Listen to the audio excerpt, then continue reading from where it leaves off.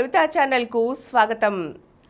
మన రాజ్యాంగం యొక్క ప్రత్యేకత మతరహితంగా ఉంటూ ప్రజలందరికీ సమన్యాయాన్ని, సమ అవకాశాలను కల్పించడమే.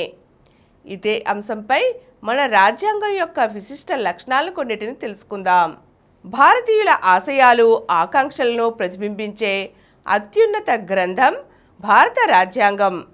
ప్రపంచంలోని అన్ని రాజ్యాంగాలను శోధించి పాలనా వ్యవస్థల్లోని మేలైన ఆదర్శాలన్నిటినీ తీసుకువచ్చి కూర్చారు దీనిలో. సామాజిక న్యాయం, చట్టం ముందు ప్రజలంతా సమానమనే ఉదాత్త ప్రజాస్వామ్య వ్యవస్థను ఎంచుకున్నాం. లౌకిక తత్వాన్ని మౌలిక లక్షణంగా పేర్కొంటూ గణతంత్ర రాజ్యాన్ని ఆవిష్కరించుకున్నాం.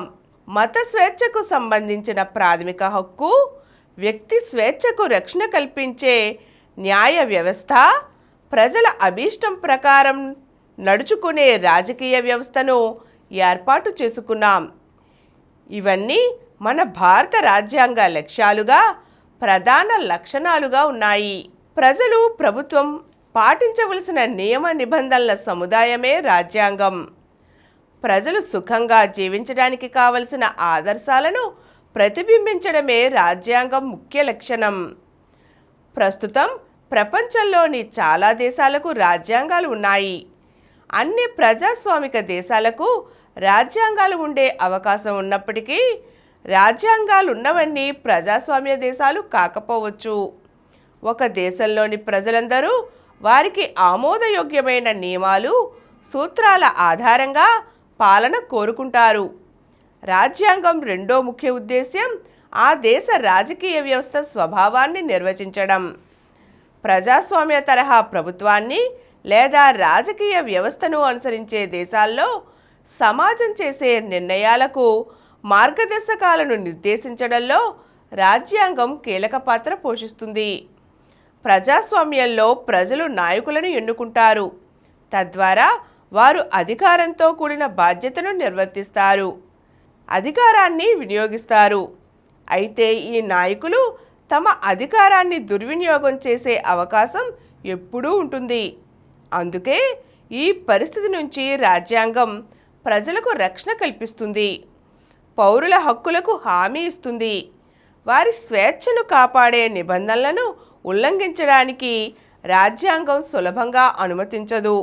1934లో భారత జాతీయ కాంగ్రెస్ తొలిసారిగా రాజ్యాంగ సభను ఏర్పాటు చేయాలని నిర్ణయించింది. రెండో ప్రపంచ యుద్ధ సమయంలో జాతీయోద్యమం ఊపందుకోవడంతో రాజ్యాంగ సభ ఏర్పాటుపై ప్రకటన వెలువడింది. ఆ వెంటనే 1946 డిసెంబర్లో రాజ్యాంగ సభ సమావేశం అయింది.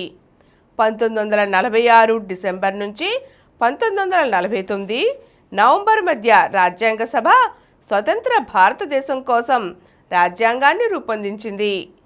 స్వాతంత్రోద్యమ స్ఫూర్తి, ఆదర్శవాదంతో రాజ్యాంగ సభ సభ్యులు తమ పని పూర్తి చేశారు.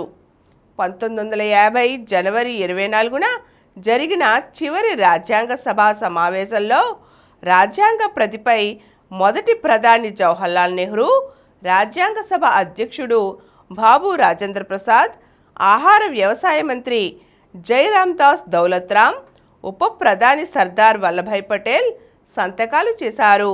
భారతదేశం వివిధ భాషలు, భిన్న మతాలు, విశిష్ట సంస్కృతులతో కూడిన సమాహారం. దీంతో పాటు రాజ్యాంగాన్ని రచిస్తున్న సమయంలో దేశం గందరగోళ పరిస్థితుల్లో ఉంది. ఈ సందర్భంలో రాజ్యాంగ సభ సభ్యులు భిన్నత్వాన్ని అంగీకరిస్తూనే జాతీయ సమైక్యతను ప్రతిబింబించే దార్శనిక సూత్రాన్ని దేశానికి ఇవ్వడానికి సిద్ధమయ్యారు.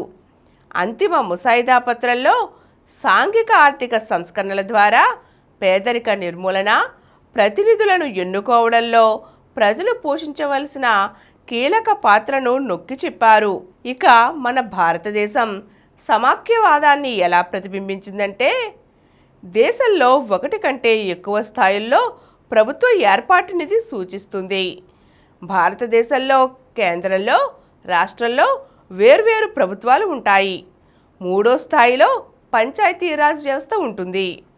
దీనివల్ల ఆయా ప్రాంతాలకు సంబంధించిన నిర్ణయాలు ఎవరికి వారు తీసుకునే అవకాశం ఉంటుంది.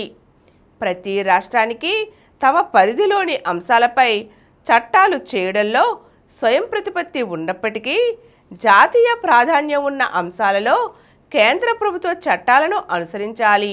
పార్లమెంటరీ తరహా విధానం. వివిధ స్థాయిల్లోని ప్రభుత్వాలలో ప్రజలు ఎన్నుకున్న ప్రతినిధులు ఉంటారు. భారత రాజ్యాంగం పౌరులందరికీ ఏ తారతమ్యం లేకుండా సార్వత్రిక వయోజన ఓటు హక్కు కల్పించింది. ఓటు హక్కు ప్రజాస్వామ్య దృక్పథాన్ని పెంపొందిస్తుంది. వయోజన ఓటు హక్కు భారత ప్రజలు తమ ప్రతినిధులను ఎన్నుకోవడంలో ప్రత్యక్ష పాత్ర పోషిస్తుంది. సామాజిక నేపథ్యంతో సంబంధం లేకుండా దేశంలోని ప్రతి పౌరుడు ఎన్నికల్లో పాల్గొంటాడు. పోటీ చేయడానికి అర్హుడు.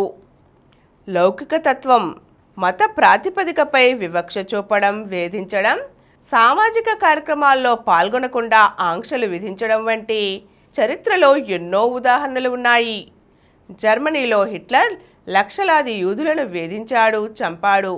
యూదుల దేశమైన ఇజ్రాయెల్ తమ దేశంలోని ముస్లిం, క్రైస్తవ అల్పసంఖ్యాక వర్గాలను వేధింపులకు గురిచేసింది. సౌదీ అరేబియాలో ముస్లిమేతరులు దేవాలయాలు, చర్చిలు నిర్మించుకోవడానికి అనుమతించరు. వారు తమ ప్రార్థనల కోసం బహిరంగ ప్రదేశాల్లో సమావేశం కావడానికి వీల్లేదు.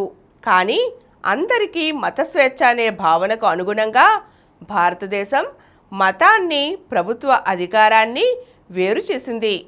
అలా ప్రభుత్వం నుంచి మతాన్ని వేరు చేయడాన్నే లౌకికవాదం అంటారు. రాజ్యానికి, ప్రభుత్వానికి అధికారిక మతమంటూ ఉండదు. ఒక దేశం ప్రజాస్వామికంగా పనిచేయాలంటే ఇదే ముఖ్యం.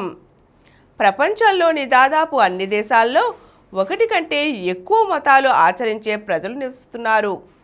వ్యక్తులకు వారి మతాన్ని త్యజించడానికి, వేరొక మతాన్ని స్వీకరించడానికి, మత బోధనలను భిన్నమైన రీతిలో వివరించడానికి అవకాశం ఉండాలి.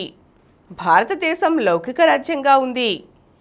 ఒక మతవర్గం మరొక మతవర్గంపై ఆధిపత్యం చెలాయించదు. ఒక మతంలోని కొంతమంది అదే మతంలోని మరికొంతమంది సభ్యులపై ఆధిపత్యం చెలాయించరు.